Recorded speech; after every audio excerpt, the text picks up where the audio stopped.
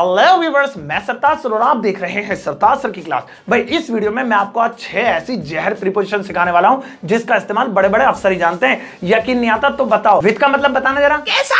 गलत है ये। बाय का मतलब बताना जरा। ये दोबारा। ये भी गलत है। फ्रॉम का मतलब बताना जरा। अलग। ये भी गलत है। टू का मतलब बताना जरा। को। ये भी गलत है। सिंस का मतलब बताना जरा। जब से। ये तो बिल्कुल ही गलत है।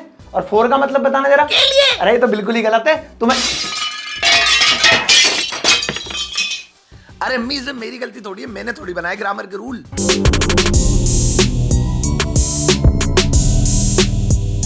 तो चलिए गाइस, शुरुआत करते हैं वीडियो की। आज मैं आपको इन 6 प्रीपोजिशंस के बारे में कैसे ट्रिक बताने वाला हूं जो आप लाइफ टाइम नहीं भूलेंगे। क्या आप जानते हैं with, by, from, to, since, for इन सब का मतलब हिंदी में एक ही होता है और वो है से। तो जब भी हिंदी में किसी वाक्य में से आ जाए आपको इन प्रीपोजिशंस में से ही कोई एक उठाकर वहां पर लिखनी है। देखो भाई, ये है तो 6 लेकिन इनकी कंडीशंस अलग अलग है। आप जरा ध्यान से एक एक करके सबकी कंडीशन सीख लो। सबसे पहले बात करते हैं विद की। इसका मतलब होता है से, लेकिन इसका इस्तेमाल वहां पर करेंगे जहां पर वाक्य में हथियार या औजार से पहले से आ रहा है, यानी कि वेपन हो या फिर टूल हो और उससे पहले आए से, तो भाई वहां पर विधि लगेगा, इसके अलावा कुछ नहीं लगेगा। सेंटेंस देखो, मैं छुरी से केक काटूंगा। I will cut the cake dash the knife. यहां पर डैश में क्या आना चाहिए? मान लो मैं इसके 4 ऑप्शंस दे दूं कि विद आएगा, बाय आएगा, फ्रॉम आएगा या फिर टू आएगा, तो ज्यादातर लोग जब एग्जाम देने बैठते हैं तो उनके दिमाग में ये वाली शंका चलेगी, हाँ भैया बाई आएगा भाई, क्योंकि छुरी के द्वारा कटेगा ना, तो द्वारा के लिए तो बाई लगता है, इसमें बाई आएगा। ऑप्शन बी लगा दे आईएएस बनेगा आईएएस। बिल्कुल इसी तरह से ज्यादातर लोग इसमें बाय का इस्तेमाल करेंगे, लेकिन ये बिल्कुल गलत है क्योंकि ये जो छुरी है ये एक हथियार यानी वेपन की कैटेगरी में आती है। तो ऐसी कंडीशन में हमें यहां पर विद ही लगाना होगा। आई will cut the cake with the knife. मैं पेचकस से टीवी खोल रहा था। I was opening the TV dash the screw driver. अब यहां पे डैश आ रहा है, भाई क्या आना चाहिए? बिल्कुल करेक्ट, यहां पर भी विद आएगा क्योंकि स्क्रू ड्राइवर यानी कि पेचकस, और फिर ये तो एक टूल है यानी कि एक औजार है, तो हथियार या औजार से पहले जैसे कि मैंने बताया हिंदी में से आएगा तो अंग्रेजी में वहां पर विद लगाएंगे। यहां पर एक और चीज का ख्याल रखना है, जब भी हथियार की बात होती है तो हमारी नजर में मिसाइल, तोप, छुरी, चाकू, तलवार ये सब आती हैं, और जब औजार की बात होती है तो पेचकस, प्लास और आपके पाना, हथौड़ी, ये सारी चीज दिमाग में आती है। लेकिन यहां पर हम गलत हैं। टूल की कैटेगरी में सिर्फ यही चीज नहीं है, हर वो चीज जिससे आप अपना काम निकलवा लें वो एक टूल है। एग्जाम्पल के तौर पे यह है गार्नियर का फेस वॉश फॉर मैन जिसे मैं रोज लगाता हूं और इतना हैंडसम दिखता हूं, और यह है जॉनसन्स बेबी पाउडर जिसे मैं बचपन में लगाता था, इसकी वजह से अस्पताल की नर्स मुझे फॉलो करती थी। तो कुल मिला के यहां पर मेरे पास 2 प्रोडक्ट्स हैं जो बिल्कुल कॉमन सी चीज है, ना तो ये हथियार है ना ये औजार है, यानी कि ये टूल्स भी नहीं है। अब जरा ध्यान से देखो, अगर इस पाउडर के डिब्बे का ढक्कन ना खुले और मुझे क्रीम मिल जाए और मैं इसके जोर से इसे खोल दूं, तो यहां पर ये जो क्रीम है ये एक टूल बन गई। तो हर वो चीज जिससे आप अपना काम करवा लेते हैं वो एक टूल बन जाते हैं। तो कुल मिला के यहां पर मैं कह सकता हूं, मैंने क्रीम से ढक्कन खोला।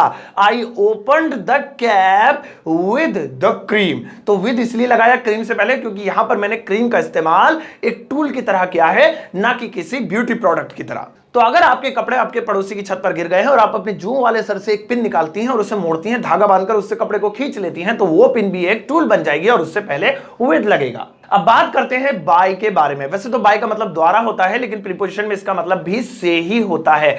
जहां पर भी यात्रा की बात होगी वहां पर बाय लगाएंगे। जैसे मैंने कहा मैं रेल से आऊंगा, यहां पे यात्रा करने की बात हो रही है, ट्रैवल की बात हो रही है। तो चलो बनाते हैं। आई विल शैल भी लगा सकते हैं। I will come dash the train. तो यहां पे डैश में हम लोग भरने वाले हैं बाय। वजह क्या है? क्योंकि एक तो से आ रहा है हिंदी में, और से आ भी रहा है तो किसके लिए आ रहा है? यात्रा के लिए आ रहा है। तो बनेगा I will come by the train. मैं बाइक से जाता हूं, इस सेंटेंस में भी ट्रैवल की बात हो रही है, यानी कि ये ट्रैवल करेगा किसी गाड़ी से। तो चलो बनाते हैं।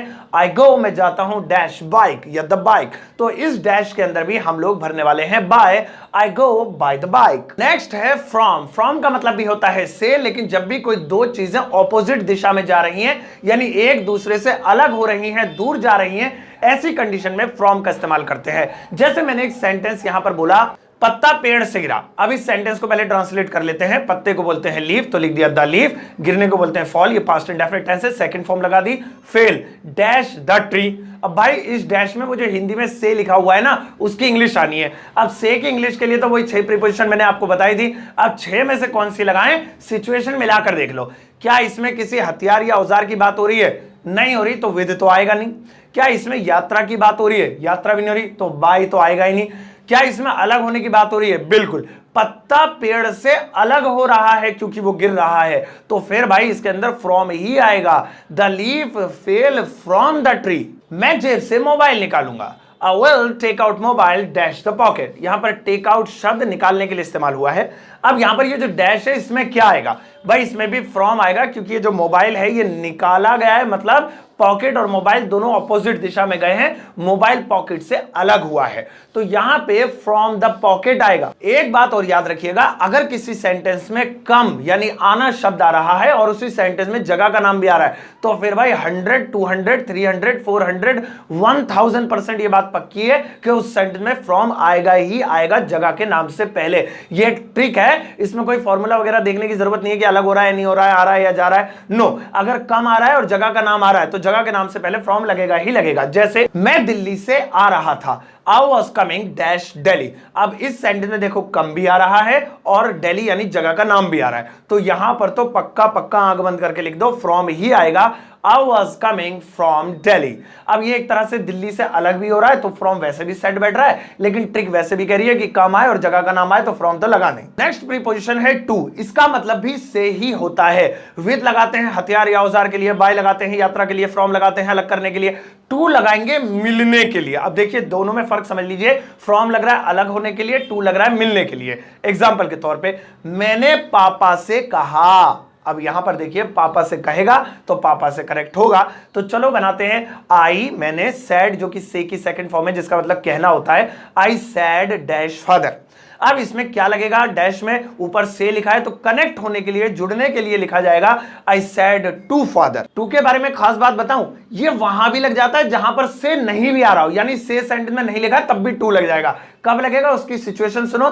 सिचुएशन ये है कि उस सेंटेंस में एक तो गो शब्द आना चाहिए, गो की चाहे कोई सी भी फॉर्म हो, गो हो, वेंट हो, गॉन हो, गोइंग हो, गोज हो, यानी पहली दूसरी तीसरी चौथी पांचवी कोई सी भी फॉर्म हो, और साथ ही साथ जगह का नाम भी आना चाहिए, तो लगेगा उस जगह के नाम से पहले टू। अब पहले मैंने कहा था कम शब्द है तो जगह के नाम से पहले फ्रॉम लगेगा। अब याद रखना अगर गो शब्द आ रहा है तो जगह के नाम से पहले 100, 200, 300, 1000% बात पक्की है कि वहां पर टू लगेगा। जैसे एक सेंटेंस है, वह दिल्ली जाएगा, ही विल गो डैश दिल्ली। अब इस डैश में हमें क्या भरना है? टू भरना है। वजह क्या है? एक तो यहां पर गो शब्द आ रहा है और जगह का नाम आ रहा है, तो पक्का पक्का पक्का यहां पर हमारी ट्रिक काम कर रही है, यहां पर टू ही आएगा, he will go to Delhi.